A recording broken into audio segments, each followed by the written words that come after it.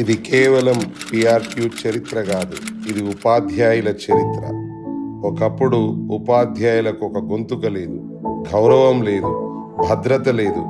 వారు ఎన్నో ఇబ్బందుల మధ్య ఒంటరిగా నిలబడి తమ హక్కుల కోసం పోరాడారు. కానీ వ్యవస్థ మౌనం పాటించింది. అలాంటి సందర్భంలో ఏర్పడ్డ సంఘమే పిఆర్టీయు. ఒక ఉద్యమం ప్రారంభమైంది. ఒక నాయకుడు ముందుకు వచ్చాడు. ఆయన వెంట వేలాది ఉపాధ్యాయుల బలం చేకూరింది. పిఆర్టీయు ఆవిర్భావం చరిత్రలో ఒక సంఘటన మాత్రమే కాదు, ఇది ఉపాధ్యాయుల హక్కుల కోసం మొదలైన పోరాటం. పిఆర్టీయు వ్యవస్థాపకులు శ్రీ సామల యాదగిరి గారు ఉపాధ్యాయులను ఒక్క తాటిపైకి తెచ్చి ఒక్క గొప్ప వ్యవస్థను స్థాపించిన మహనీయుడు.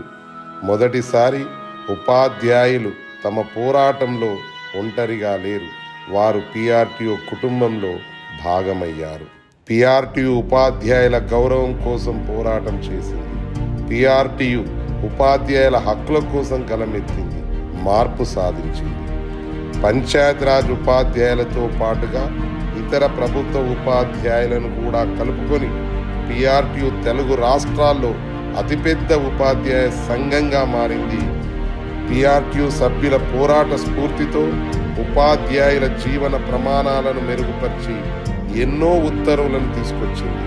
శ్రమకు గౌరవం కల్పించి మరెన్నో విధానాలను అమలు చేసింది. ఉపాధ్యాయుల భవిష్యత్తుకు, భద్రతకు ఇది తొలి ప్రయత్నం.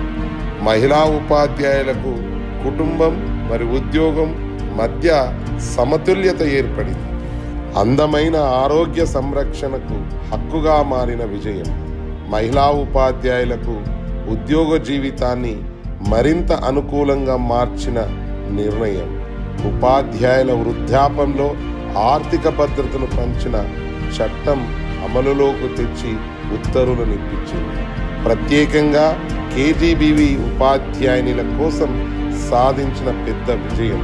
ఇవి చట్టపరమైన మార్పులు మాత్రమే కాదు, ఇది వేలాది ఉపాధ్యాయుల జీవితాలను మారుస్తున్న విజయాలు.